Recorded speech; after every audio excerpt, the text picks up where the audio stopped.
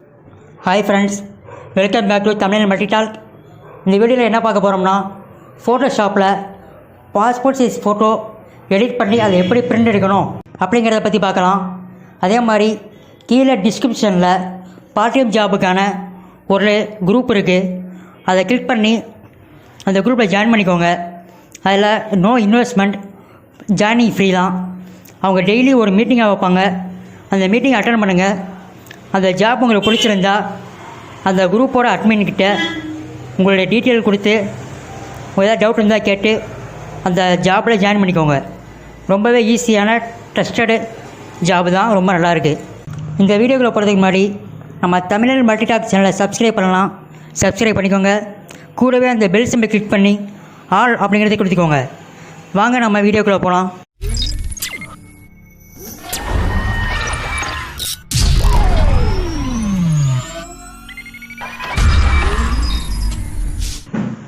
First Photoshop open பண்ணிக்கோங்க. அதில் control அதை கிளிக் பண்ணிங்கன்னா ஓப்பன் ஃபோல்டர் ஆகும். அதில் நீங்கள் எந்த ஃபோட்டோவை பாஸ்போர்ட் சைஸை மாற்றணுமோ அதை கிளிக் பண்ணி ஓப்பன் பண்ணிக்கோங்க. இதில் ஸ்டேட்டஸ் பாரில் கிளிக் பண்ணிங்கன்னா டூப்ளிகேட் அப்படின்னு வரும். அந்த டூப்ளிகேட்டை கிளிக் பண்ணி புதுசாக எடுத்துக்கோங்க அந்த ஃபோட்டோவை.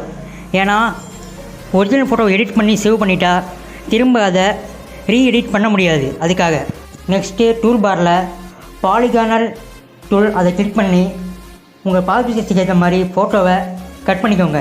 நான் ஃபுல்லாக கட் பண்ண போகிறதில்ல, ஜஸ்ட்டு எக்ஸாம்பிளுக்காக இந்த ஷர்ட்டுக்கும் கழுத்துக்கும் இடையில் கொஞ்சம் பிளட் அடிக்கும். அதுக்காக நான் அவனை மட்டும் கட் பண்ணிவிட்டு இப்போதைக்கு கட் பண்ணிக்கிறேன். அதுக்கப்புறம் நான் சொல்கிறேன் என்ன பண்ணுறேன்னு.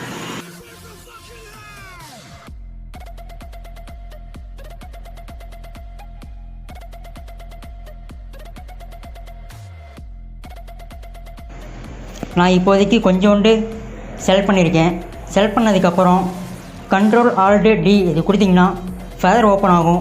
அந்த ஃபெதரில் 2 சூஸ் பண்ணிவிட்டு டெலிட் கொடுத்திங்கன்னா அந்த இது பேக்ரவுண்ட் கட் ஆகிரும்.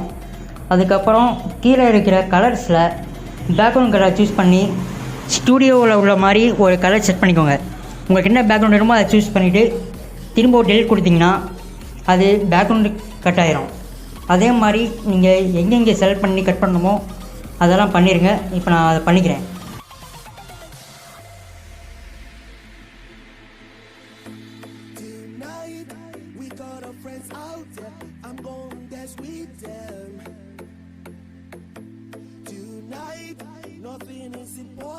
நெக்ஸ்ட்டு டூல் பாரில் போய்ட்டு மேஜிக் டூலை கிளிக் பண்ணி மீதி இருக்கிற பேக்ரவுண்டை செலக்ட் பண்ணி ஃபெதர் செட் பண்ணிவிட்டு பேக்ரவுண்டை டெலிட் பண்ணிவிட்டு ஈக்குவலாக கொண்டு வந்துடுங்க. எல்லாருமே ஒரே மாதிரி பேக்ரவுண்டாக கொண்டு வந்துடுங்க.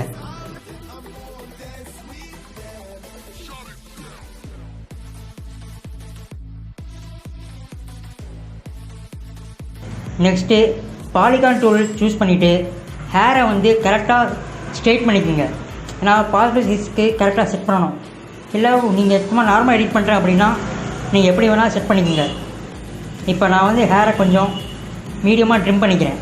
அதாவது மேலே கொஞ்சம் நிற்கிறனால அதை நான் கட் பண்ணிக்கிறேன். இதுக்கும் ஃபெதர் கொடுத்து அப்புறம் கட் பண்ணுங்கள். ஏன்னா அப்போ தான் பார்க்க ஃபோட்டோ கட் பண்ண மாதிரி தெரியாது, கொஞ்சம் பார்க்க நீட்டாக இருக்கும் ஃபோட்டோ.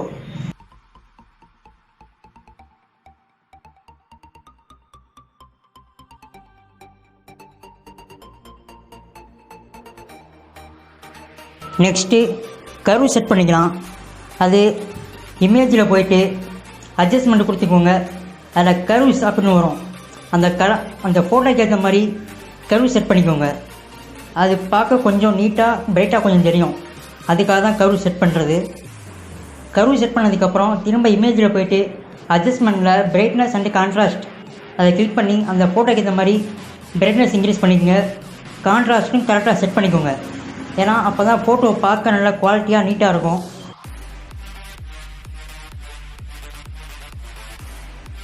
நெக்ஸ்ட்டு திரும்ப வரவ பேக்ரவுண்டை மேஜிக் டூல் கொடுத்து எரேஸ் பண்ணிக்கோங்க.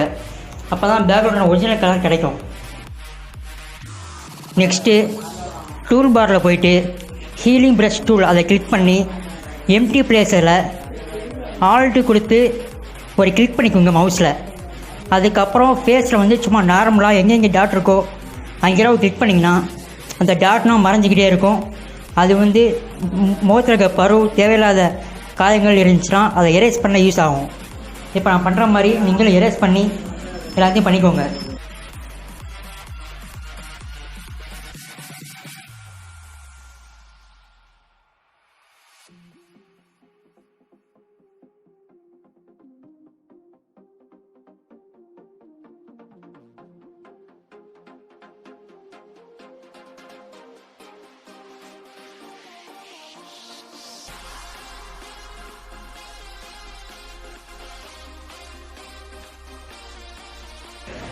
அது பண்ணதுக்கப்புறம் டூல் பாரில் போய்ட்டு டச் டூல் அதை கிளிக் பண்ணிங்கன்னா ஃபேஸ் வந்து கொஞ்சம் பவுடர் அடிக்கிறாங்க சொல்லுவாங்கள்ல, அதுதான் இது. லைட்டாக மூஞ்சில் வந்து ஃபேஸ் வந்து கொஞ்சம் வெயிட் கொடுக்கலாம். அந்த வெயிட்டு கொடுத்து ஃபேஸை கொஞ்சம் செட் பண்ணிக்கோங்க. அதுக்கப்புறம் அதே டூல் பாரில் அதே பிளேஸில் பார்ன் டூல் அப்படிங்கிறத கிளிக் பண்ணி ஃபேஸில் இந்த முடிக்கு தாடிக்கலாம் பிளாக் கொடுப்பாங்கள்ல, அதுதான் இந்த டூல். அதில் எக்ஸ்போசர் மட்டும் 34 வச்சுக்கிட்டு அப்படியே ஃபுல்லாக ஹேருக்கு கலர் கொடுத்துக்கோங்க. பார்க்க நீட்டாக இருக்கும் ஃபோட்டோ.